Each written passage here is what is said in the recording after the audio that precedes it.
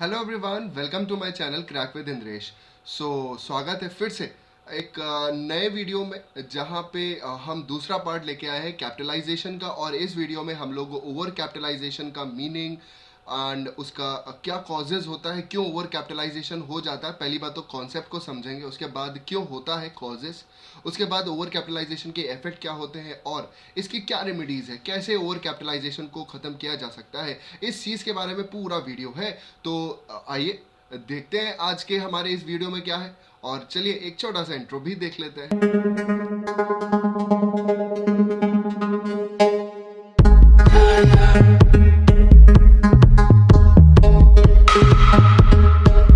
तो चलिए शुरू करते हैं आज का ये second part.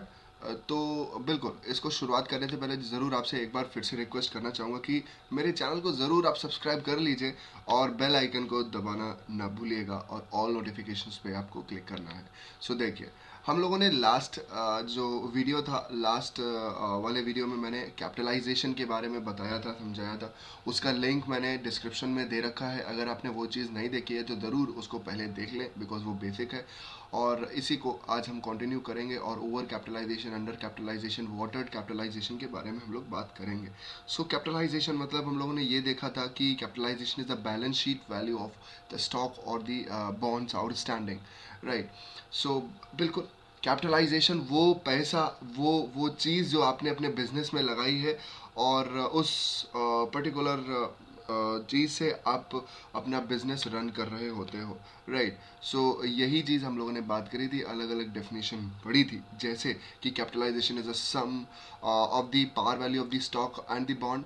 Capitalization is the balance sheet value of the stock and a bond, and capitalization is the sum total of the par value of the shares.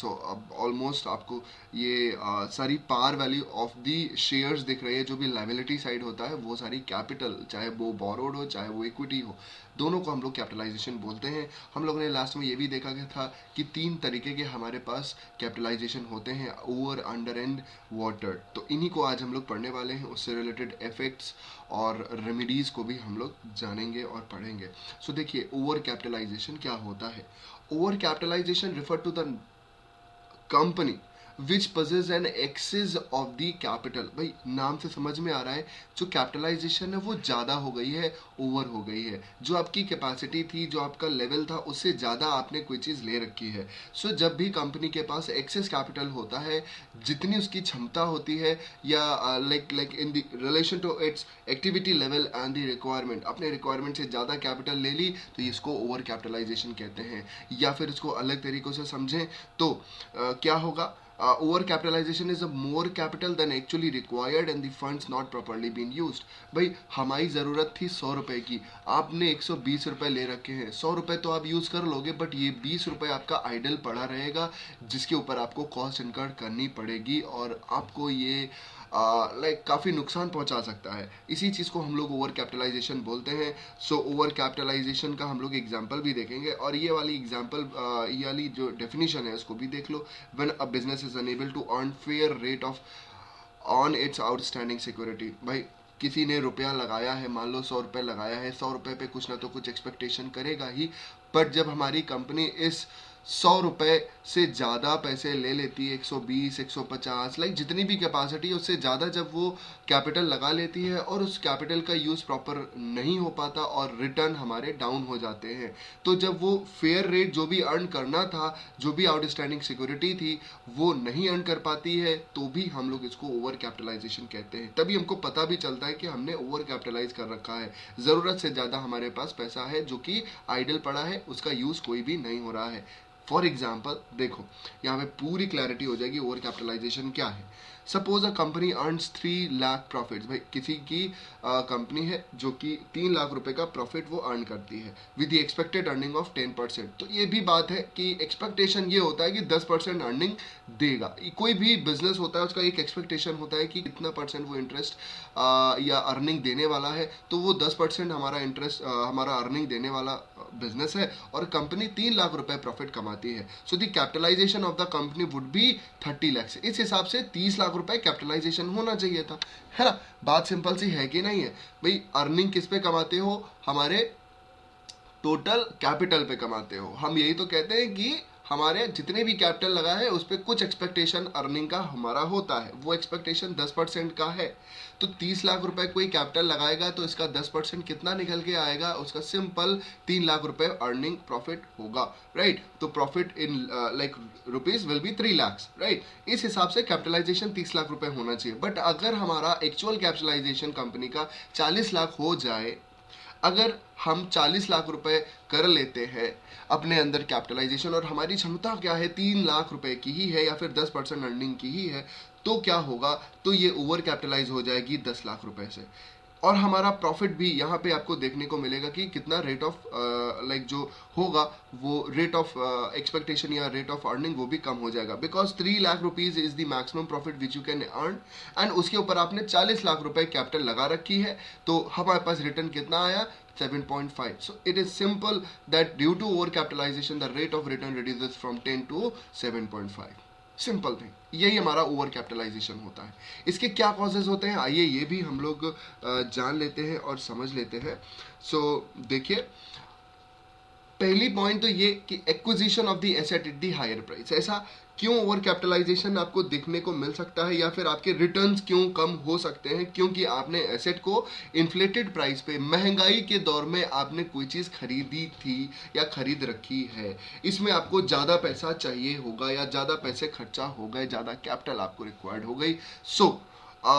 ये हमारा एक कॉज हो सकता है। So the real value of the company would be below its book value and the earning will be low. तो हमारा जो भी लाइक बुक वैल्यू होगा वो हमारी अर्निंग से कम होगा।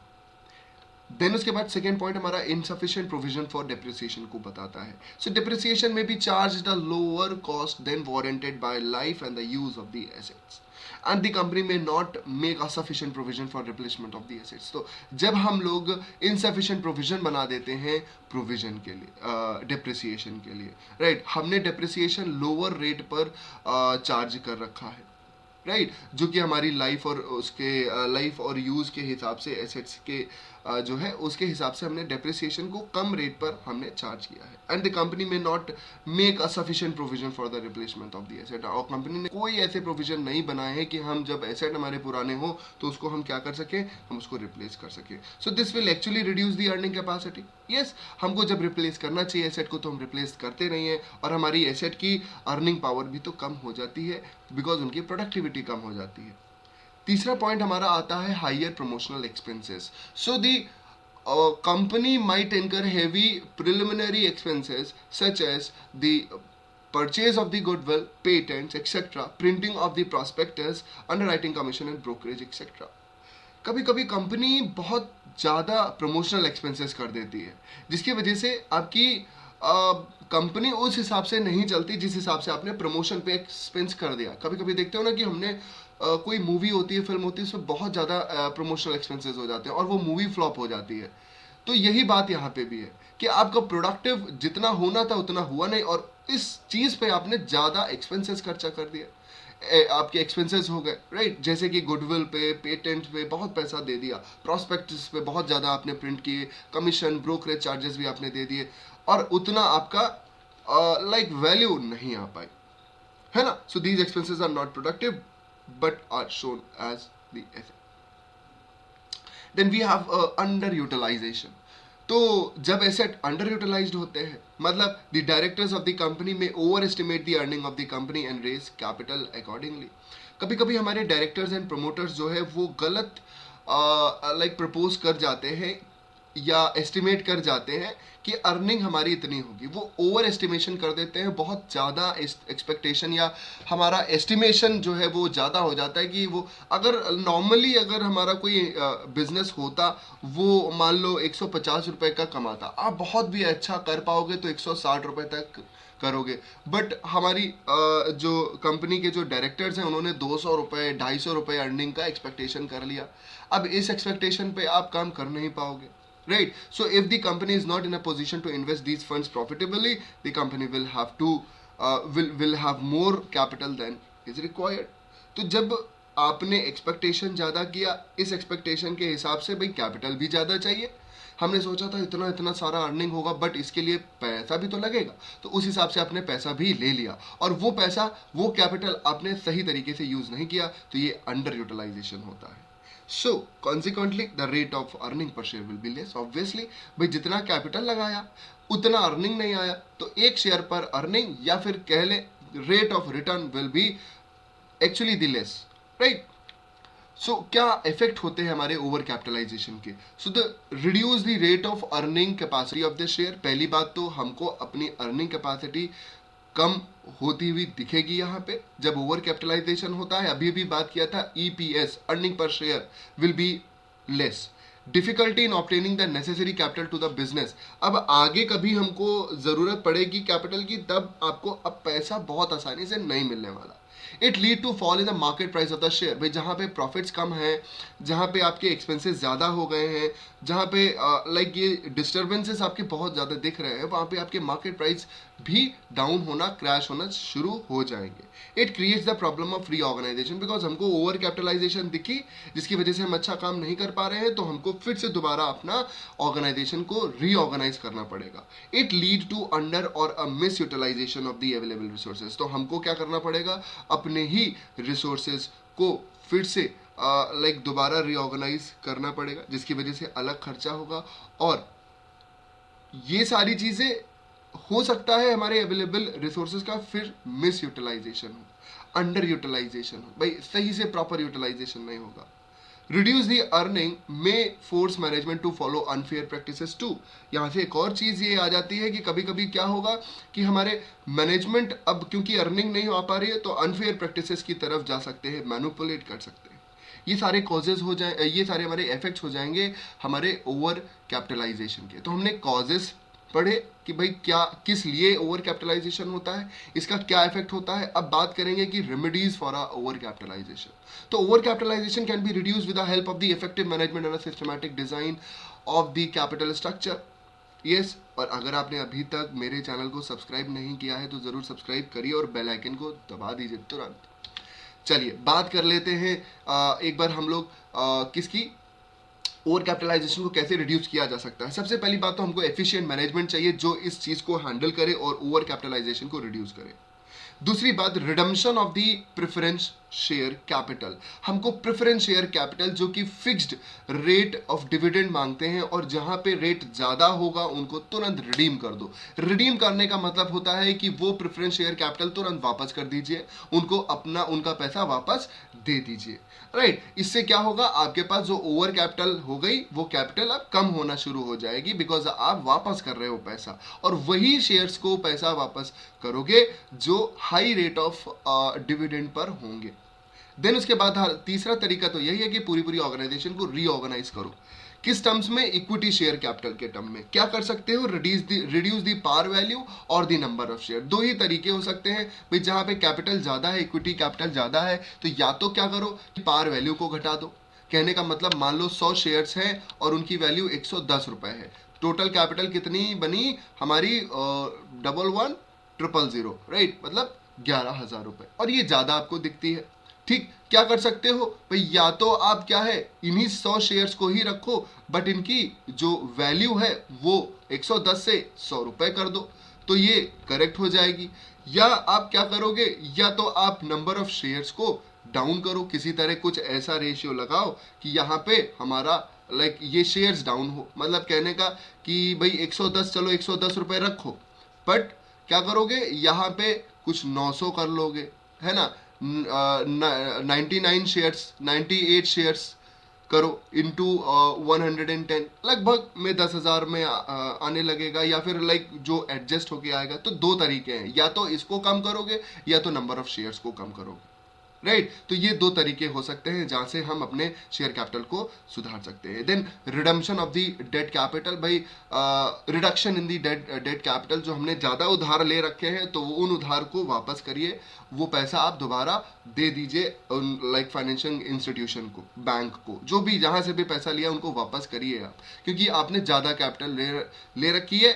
और इन सब पे आप देख रहे हो, इन पे डिविडेंड देना है, इनका भी हमारा लाइक डिविडेंड देने का है, इनको तो फिक्स्ड रेट ऑफ इंटरेस्ट देने का ही है. तो ये कॉस्ट है, ये कॉस्ट की वजह से तो प्रॉफिट डाउन हो रहे हैं, तो इनको हम वापस कर देते हैं। And the earning capacity of the company should be increase by raising the efficiency of the human and non human resources.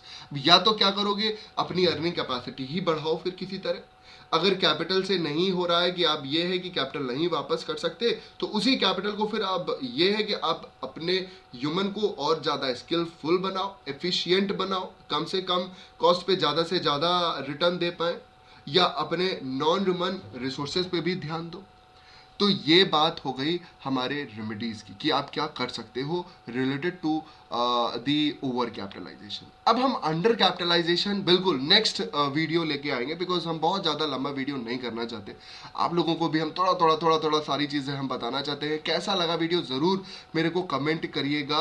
और हाँ, आप मेरे को अनअकैडमी पे भी फॉलो कर सकते हो, जहाँ पे मेरे आप कई सारे फ्री वीडियोस देख सकते हो। इसका भी लिंक मैंने आपको डिस्क्रिप्शन में दे दिया है, और प्लस का सब्सक्रिप्शन ले सकते हो वहाँ पे, और भी बेहतर तरीके से एंजॉय कर सकते हो। आप ये कोड INDRESH001 का यूज़ कर सकते हो, जहाँ पे आपको 10% का डिस्काउंट भी मिल जाएगा। इन सारी चीज़ों की डिटेल मैंने डिस्क्रिप्शन में दे रखी है, इसका पहला पार्ट भी मैंने डिस्क्रिप्शन में दे रखा है, तो उसको ज़रूर देखिए।